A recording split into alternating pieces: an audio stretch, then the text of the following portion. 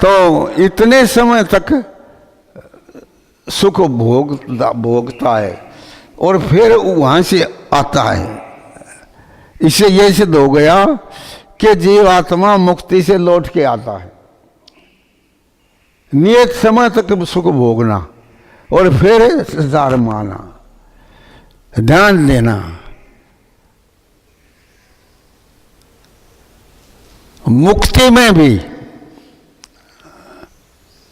पाप पुण्य शेष रहते हैं। समझ में आया कुछ? जीवात्मा ने मुक्ति का सुख तो भोग लिया, अब उसका जो वहां से अगला आगे आने वाला जन्म ईश्वर देता है और वहां से लाने वाला भी ईश्वर है। तो वहां से क्या कारण है कि उसको जन्म मिल गया?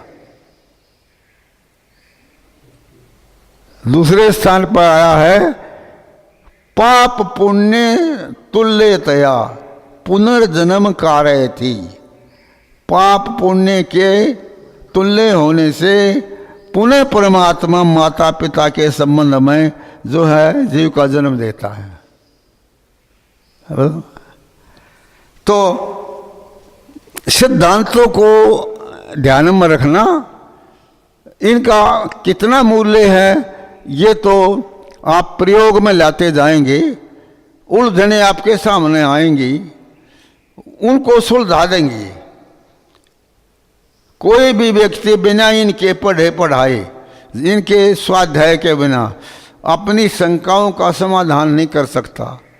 इतना ही नहीं, आस्तिक नहीं बन सकता, नास्तिक बना रहेगा, अथवा कुछ भी नहीं बना रहेगा। वो कहेगा क्या मानते हैं, कहते कुछ नहीं मान लेते हैं, ऐसा बना रहेगा।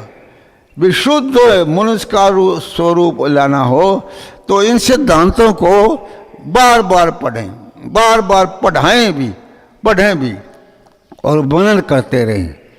इसलिए मुक्ति से लौट के जब आता है जीवात्मा, ईश्वर लाता है, वह उसके पाप पुण्य शेष बचे रहते हैं। उन्हीं के कारण से उसका जन्म होता है मुक्ति वाले का। ओम शांति। ये हमारा सौभाग्य है। आप देख रहे हैं पिछले महीने से स्वामी जी महाराज प्रत्येक गुरुवार को आकर के अपने विचारों को प्रकट करते हैं। ये आशा नहीं थी लोगों के पास में हम जब भेजते हैं स्वामी जी की सीडी, वीडियो, ऑडियो, लोगों को आश्चर्य होता है। लोगों ने इनको मरा हुआ मान लिया था, मर जाएगा ये, अब जीवित नहीं होगा। कि उनका कैंसर हो गया है, कि उनका टीबी हो गई है, कि उनका कुछ हो गया है। ईश्वर की कृपा है और स्वामी जी महाराज का सामर्थ्य है, जीने की इच्छा है, प्रयास है, पुरुषार्थ है। वेद के इस मंत्र को स्वामी जी ने चरितार्थ करके दिखाया है, मृत्यु पदम योपयंत। वेद कहता है मृत्यु को धकेलते रहो आगे सामर्थ्य से। तो स्वामी जी ने बहुत प्रयास किया, पुरुषार्थ किया, जीने की इच्छा रही कि मैं कुछ रह कर के कार्य करूं। अब भी स्वामी जी की इच्छा है कि मैं और कार्य करूं। तो जीने की इच्छा होती है तो व्यक्ति कार्य करता है। लौकिक कार्य भी ऐसा ही है, जिसके मन में कार्य करने की इच्छा ही नहीं है, योग्यता ही नहीं है, वो कुछ नहीं करता, बैठा रहेगा जड़ के समान, खाता पीता रहेगा पशु के समान। तो हमारा सौभाग्य है कि स्वामी जी महाराज मधुर उपदेश करते हैं। आगे और स्वामी जी का स्वास्थ्य अच्छा होगा, हम विधिवत इन कार्यों को कराएंगे और देश में विदेश में इनके कार्यक्रमों को भेजेंगे। परमपिता परमात्मा का धन्यवाद करें, स्वामी जी का धन्यवाद करें कि आपने पुनः हमारे को ऋषियों का ज्ञान विज्ञान विस्तार से बताने का प्रयास किया है। पुस्तकों में लिखा है, लेकिन जो व्यक्ति मनन करके, चिंतन करके, उसको साक्षात करके जो बताता है वो अलग चीज़ होती है। सामान सब पड़ा रहता है, हलवाई जो होता है ना, वो सामान को लेके बढ़िया चीज़ बना देता है। स्वामी जी हलवाई हैं।